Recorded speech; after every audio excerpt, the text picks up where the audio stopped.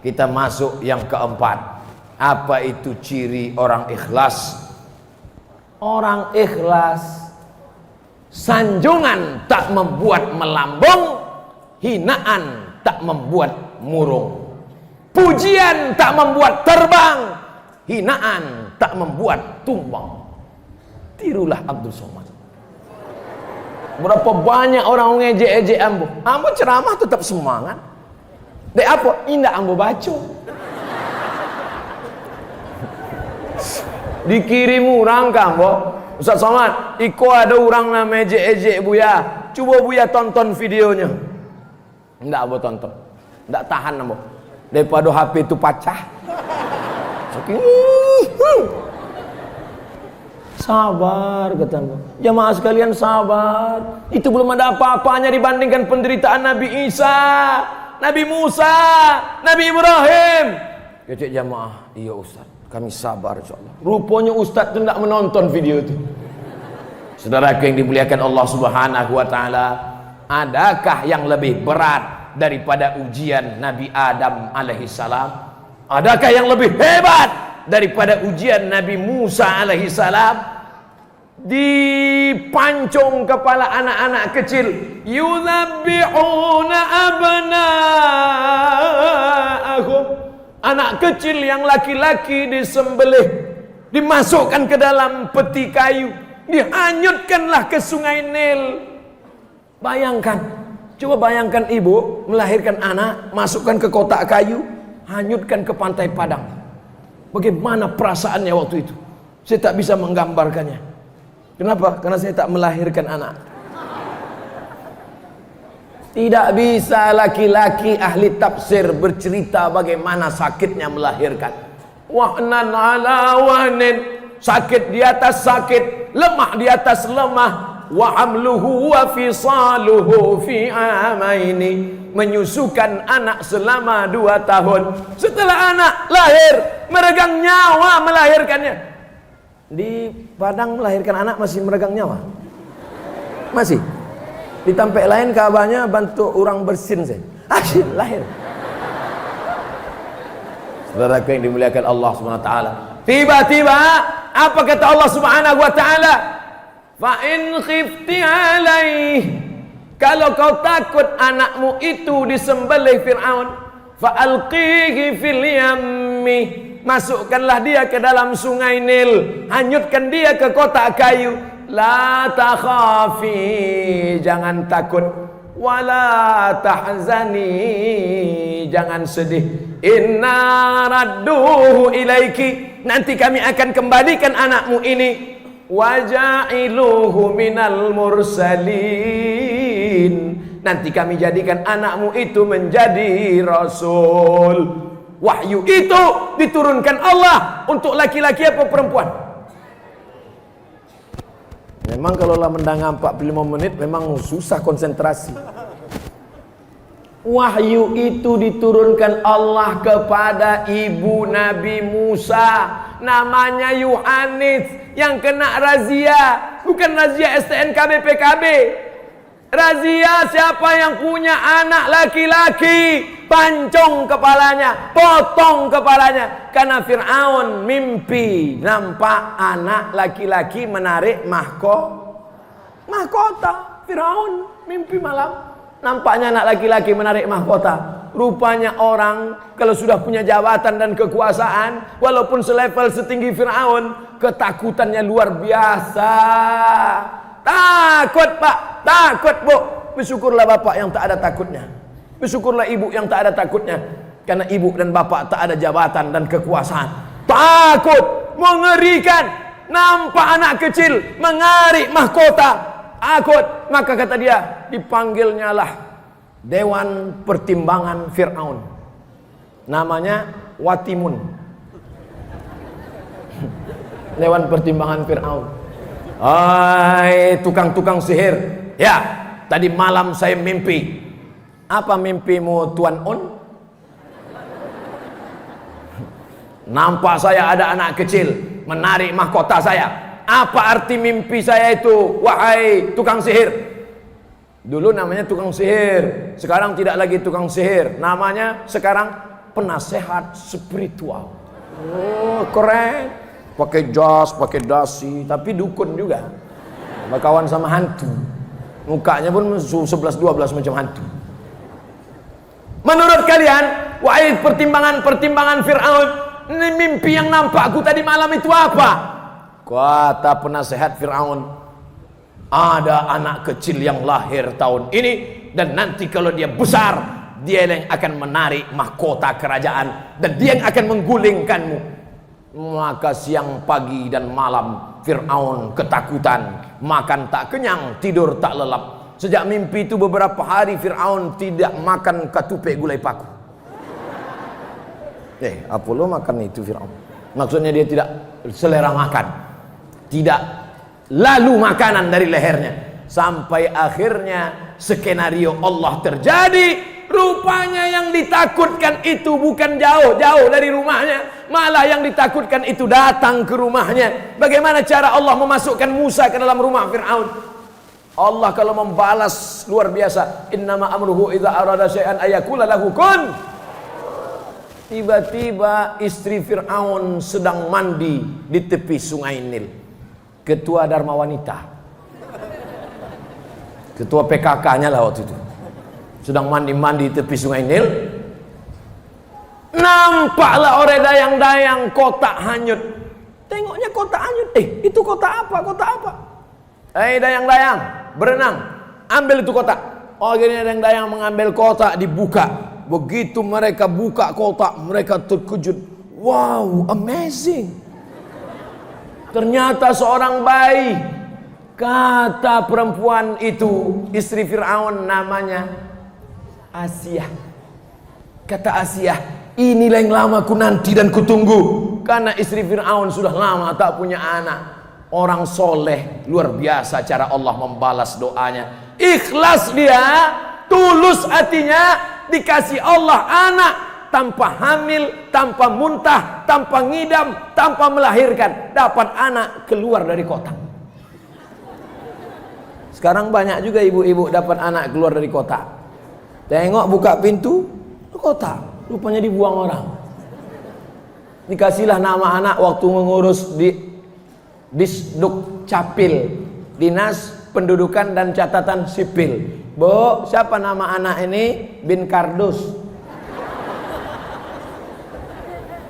Tapi Nabi Musa alaihi salam bukan begitu kejadiannya. Dia adalah wahyu dari Allah, dikirimkan kepada ibunya, dianyutkan, diselamatkan. Akhirnya dapatlah anak kecil. Begitu cara Allah memasukkan anak kecil ke istana Fir'aun. Begitu pula cara Allah membalas orang-orang yang ikhlas. Siapa yang ikhlas di sini? Seorang ibu yang ikhlas menghanyutkan anaknya, padahal dikandung 9 bulan 10 hari, dilahirkan meregang nyawa. Kalau sudah kata Allah hanyutkan, hanyutkan, tak ada berpikir-pikir. Ikhlas lillahi ta'ala. Orang ikhlas berjumpa dengan orang ikhlas. Anaknya ikhlas, emaknya ikhlas, berjumpa dengan perempuan yang ikhlas. Asiyah, perempuan yang ikhlas, siang malam berdoa kepada Allah. Doa Aisyah tak ada dalam Quran, doa Fatimah tak ada dalam Quran, doa Khadijah tak ada dalam Quran.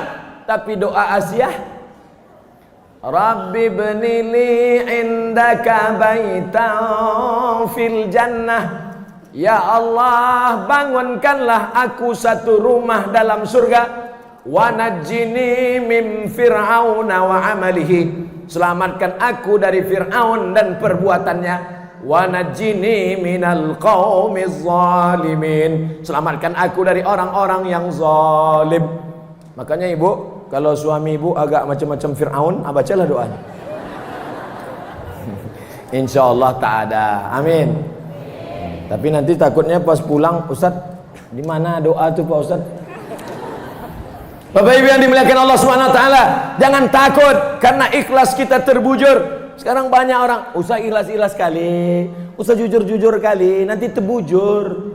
Ini orang yang begini nih orang tidak bertuhan. Nampaknya dia bertuhan, tapi sebenarnya dia bukan bertuhan, tapi berhantu. Tuhan. Oleh sebab itu maka kita diajarkan Allah Subhanahu wa taala bahwa kita Pujian tidak membuat terbang, hinaan tidak membuat tumbang. Pujian tidak membuat melambung, hinaan tidak membuat murung. Karena pujian adalah milik Allah. Selesai sholat kita katakan la ilaha illallah wahdahu la lahul mulku wa lahul amdu yuhyi wa yumit wa huwa ala kulli syai'in qadir.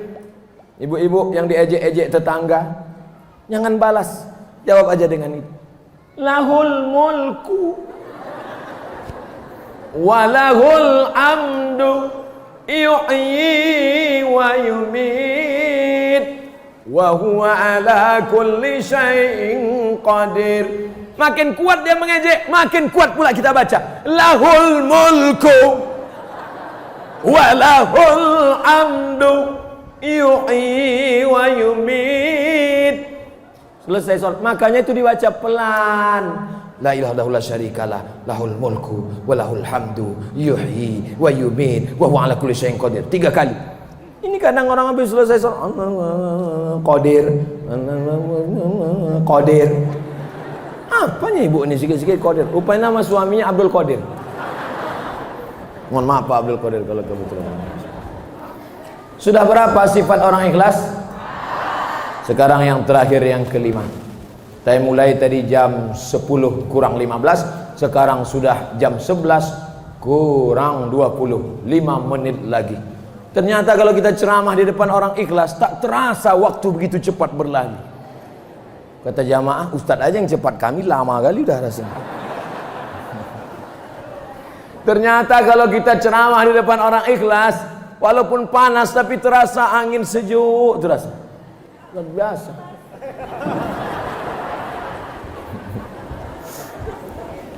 Sekarang saya tanya, mana yang lebih lama 5 menit dengan 50 menit?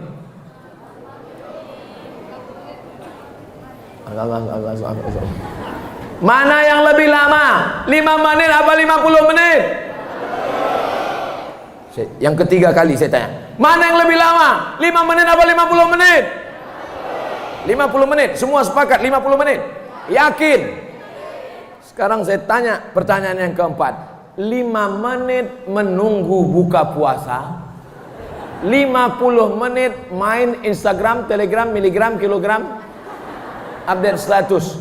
Mana yang lebih lama? 5 menit menunggu buka puasa atau 50 menit main internet?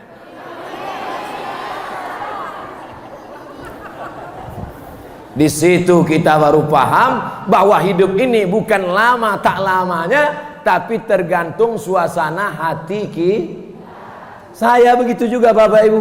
Ceramah di Masjid Baitur Rahmah, ceramah di depan orang-orang ikhlas, 1 jam tak terasa bagi saya mengeluarkan suara. Padahal pagi tadi sudah ceramah. Pagi tadi ceramah di Mande, siang tadi ceramah di pantai. Iya itulah. Malam ini ceramah, suara sudah mau habis. Jadi kalau ada orang mengatakan, Ustadz tak capek, Ustadz tak lelah, bukan masalah capek lelah, bukan masalah lama pelan, bukan masalah sakit tak sakit, tapi tergantung suasana hati. Maka senangkan hati dengan mendekatkan diri kepada Allah. Senang dengan harta, waktu harta ada, harta tak ada, susah. Senang dengan jabatan, waktu jabatan ada, jabatan tak ada, susah. Senang ketika cantik, waktu cantik, waktu keriput, mulailah operasi. Operasi apa namanya? Operasi kresek. Hidung sudah mulai turun. Bagaimana supaya dia naik? Dipasanglah makeup. Make membuat, up naik, make up membuat naik. Hidung naik, dagu naik, pipi naik. 2 minggu, minggu ketiga turun, hidung turun, dagu turun, tinggal mencari sapu lidi. Nenek sihir. Maka tenangkan hati. Ala bidzikrillah, dengan banyak-banyak berzikir mengingat Allah, tatmainnul qulub. Hadiri majlis ilmu di Masjid Baitur Rahmah, hadiri pengajian tabligh akbar bersama Ustaz Jalfatullah, hadiri bersama pengajian Ustaz Zulkifli M. Ali, Ustaz-Ustaz kita yang lain, Ustaz Gus Rizal Gazahar, nama-nama yang saya sebut maupun tidak. Semua pengajian itu menenangkan jiwa. Angka bunuh diri tertinggi di dunia bukan di Indonesia. Angka bunuh diri paling banyak di dunia di Amerika dan Jepang. Jepang negara kaya, Jepang negara hebat. Ibu naik mobil apa? Toyota. Toyota itu dari mana? Jepang. Bapak pakai motor apa? Honda. Honda itu dari mana? Jepang. Pernah tak nak pakai sepeda motor? Siapa nama ini? Sultan Bagindo. Mohon maaf Sultan. Apa maknanya? Bunuh diri paling banyak bukan di tempat kita, tapi di Jepang. Orang Jepang tak boleh susah, tak tahan susah. Asal susah-susah seketek diambilnya samurai harakiri. Ai.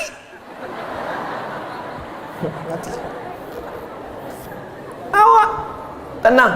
Orang Amerika pakai mobil mewah, harganya 1 miliar, tidak bisa tidur, rumah apartemen, jam 2 malam muka kusut. Jam 2 malam mata berkedip-kedip tak bisa tidur. Nama penyakitnya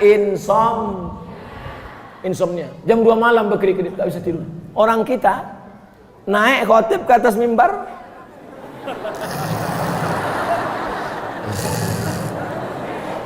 berikut ini mari kita dengarkan khutbah Jumat yang akan disampaikan oleh Al-Mukarram Ustadz Haji Jalfatullah LC. Begitu naik Ustaz Jel, Assalamualaikum, barakallahu li walakum. Macam mana setelan on off nya di situ? On off. Selesai sholat, pulang ke rumah, ditanya oleh orang rumah, udah apa isi khutbah Ustaz Jel tadi? Takutlah kepada Allah. Perasaan Jumaat Patang itu juga memang tak bertukar-tukar ceramah Ustaz. Ustaz tu pula yang disalahkan. Saudara yang dimuliakan Allah Subhanahu wa taala, itulah 5 sifat orang ikhlas. Doakan Ustaz Abdul Somad, Ustaz Jel, Bapak Wakil Gubernur, keluarga besar Baitur Rahmah, sado nan hadir maupun nan streaming, sadonya menjadi orang-orang yang ikhlas insyaallah. Amin. Ala hadhihi niyah. Kalau ada silap salah kita selama pengajian ini, kita mohon ampun kepada Allah. Astaghfirullah Rabbal baraya. Astaghfirullah minal khataya. Astaghfirullah Rabbal baraya.